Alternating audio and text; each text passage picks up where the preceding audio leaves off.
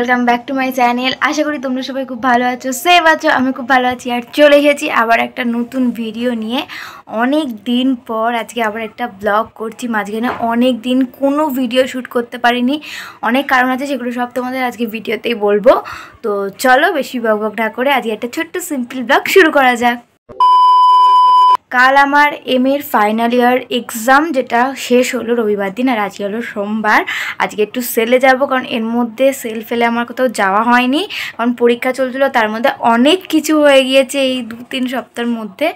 তো লাস্ট আমি ভিডিও করেছিলাম বসন্ত উৎসবে আর রং খেলার ভিডিওটা আমি অলরেডি তোমাদের সাথে শেয়ার করেছি, কিন্তু বসন্ত উৎসবের ভিডিওটা আমি শেয়ার করতে পারিনি। তোমরা যদি দেখতে চাও, যেহেতু অনেক দিন কেটে গেছে ভিতরে, তোমরা যদি দেখতে চাও তাহলে জানিও, তাহলে আমি বসন্ত উৎসবের ভিডিওটা তোমাদের সাথে শেয়ার করে দেবো।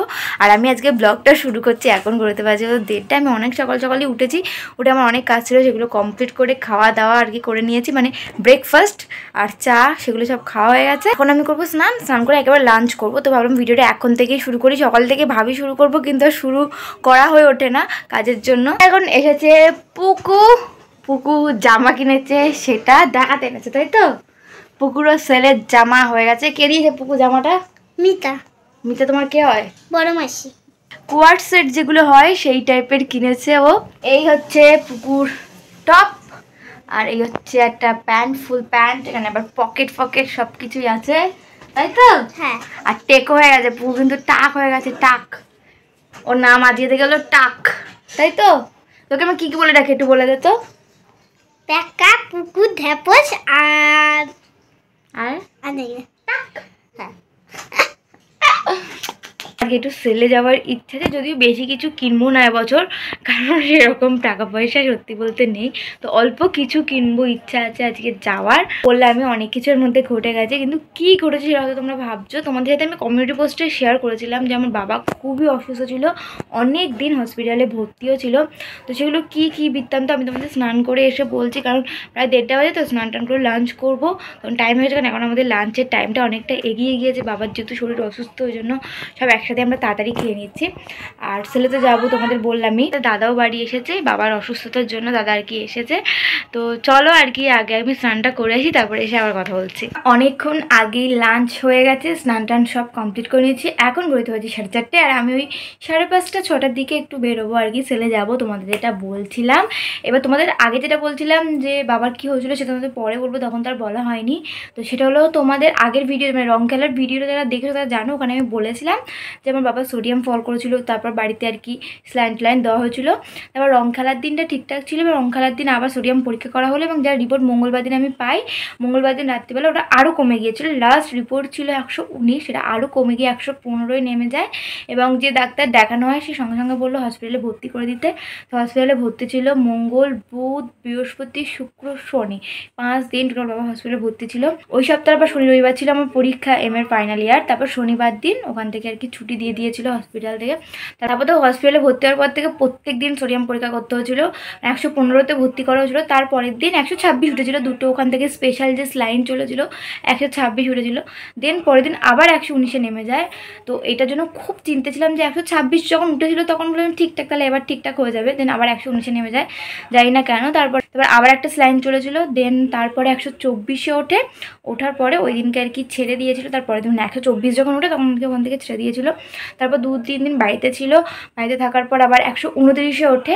তারপর আগের বুধবার দিন ডাক্তার দেখানো হয়েছিল। তারপর ডাক্তার, মানে যে ডাক্তার আর কি দেখাই, তাকে দেখানো হলো, সে আবার অনেক কিছু লিখলো, ওয়ার্ডেস টাইপের একটা জল, সেটা খাওয়ার পরে আজকে হলো, মানে কালকে আবার রক্ত পরীক্ষা করা হচ্ছে, যার রিপোর্টটা হলো আমি আজকে আনতে যাবো। রিপোর্ট কম আসে, মানে 129-এর কমে যায়, তাহলে আরও 3-4টে এক্সট্রা পরীক্ষা সেগুলো করতে হবে, আর যদি বাড়ে তাহলে আর করতে হবে না। যেহেতু রক্ত পরীক্ষাগুলো সব বাড়ির থেকে আমাদের নিয়ে যায়, তো বলেছিল ওখানে গিয়ে রক্ত পরীক্ষা করতে। তো কালকে পরীক্ষাটা করে আসা হচ্ছে, যে রিপোর্টটা আমি আজকে আনতে যাবো, জন্য ঠাকুরের কাছে প্রে করছি রিপোর্টের জন্য একটু বেড়েই যায়, যেন না কমে।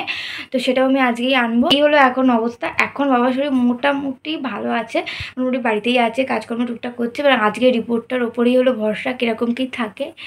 তো দেখা যাক কী হয়। আর দাদাও এসেছে, বাবার শরীর খারাপ হচ্ছিল বলে সঙ্গে সঙ্গে দাদা চলে, দাদা এখন বাড়িতে নেই, না তোমাদের দেখাতাম। তো এখন বাইরে বেরিয়েছে। তো এখন আমার আর কোনো কাজ নেই, সত্যি কথা বলতে। আমি একটু শুয়ে থাকবো, দেন তারপরে আর কি সন্ধ্যেবেলা বেরোবো।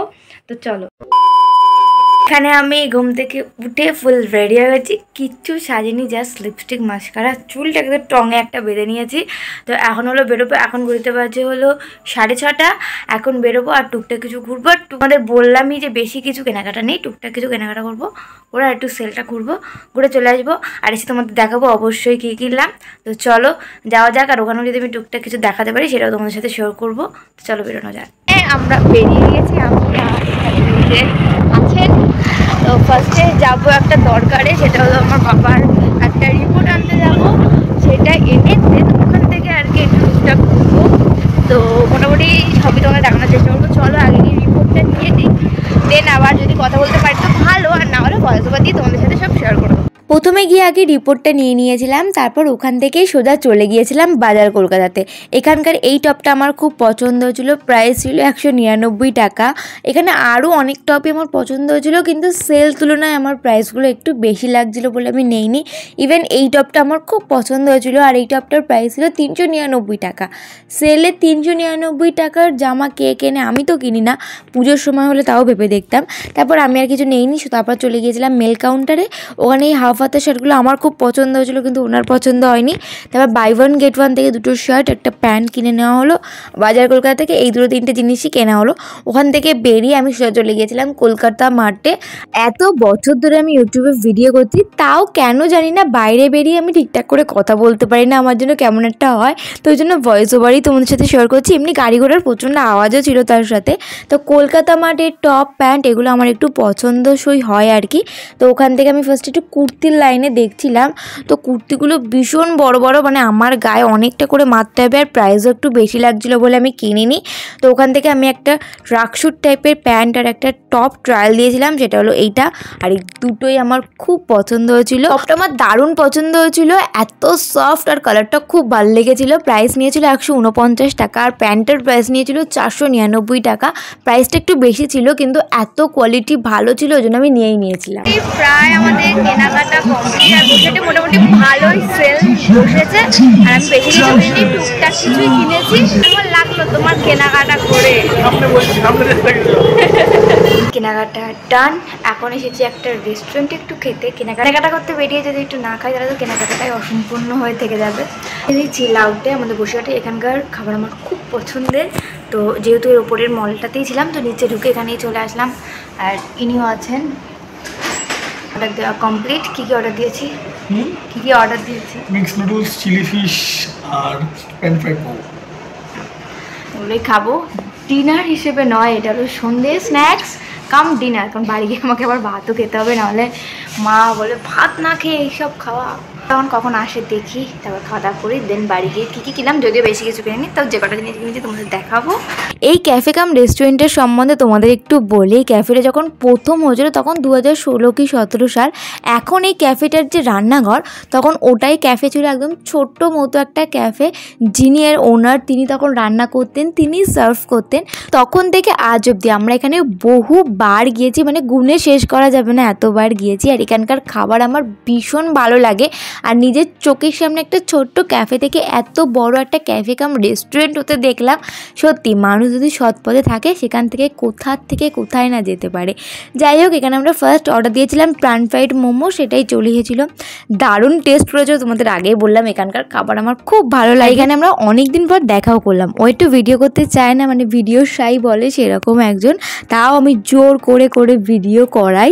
আর খাবারের কথা কি বলবো, প্রথমেই বলেছি এখানকার খাবার আমার খুব ভালো লাগে। আর সেরকমই মোমোটাও দুর্দান্ত টেস্ট করেছিল। বসিরহাট বা তার আশপাশ থেকে যদি কেউ আমার ভিডিও দেখে থাকো, তারা যদি এখনও চিল আউটে না গিয়ে থাকো, তাহলে অবশ্যই একবার হলেও চিল আউটে গিয়ে খেয়ে আসতে পারো। আমি তোমাদের গ্যারান্টি দিচ্ছি তোমাদের খাবার ভালো লাগবেই লাগবে। আমার যখন ভালো লাগে তাহলে তোমাদেরও ভালো লাগবে। তারপর অর্ডার করেছিলাম মিক্স হাক্কা নুডলস, তার সাথে চিলি ফিশ আমি ফার্স্ট টাইম খেলাম, এর আগে কখনো খাইনি। তো ভাবছিলাম নুডলসের সাথে কি চিলি ফিশ ভালো লাগবে, তো বেশ ভালোই লাগছিলো। নুডলসের টেস্টটা তো দুর্দান্ত করেছিল, চিলি ফিশটাও ভালো লেগেছিলো, প্রথম টাইম হিসেবে খুব ভালো লেগেছিলো। তো এখানে আমরা গল্প করতে করতে আমাদের খাবারটা একটু এনজয় করি। আর সবশেষে নিলাম একটু কোল্ড ড্রিঙ্কস, কারণ এত কিছু খেয়েছি সেগুলো তো হজমও করতে হবে নাকি। আমাদের কেনাকাটা খাওয়া দাওয়া সব এখন যাচ্ছি বাড়িতে। আর বাড়ি গিয়ে ফ্রেশ হয়ে তারপর তোমাদের দেখাবো আজকে কী কী কিনেছি, বেশি কিছু কিনেছি তাই জায়গাটা তোমাদের দেখাবো। তো চলো, এখন প্রায় ঘড়িতে বাজে হলো 9:45, 10টা বাজে যায়, কিন্তু এখন মানে দেখে মনে হচ্ছে সন্ধ্যে 7-8টা বাজে, এত মানে সেলের বাজার। তারপর যেহেতু ঈদ সামনে, এখন জমজমাট একদম।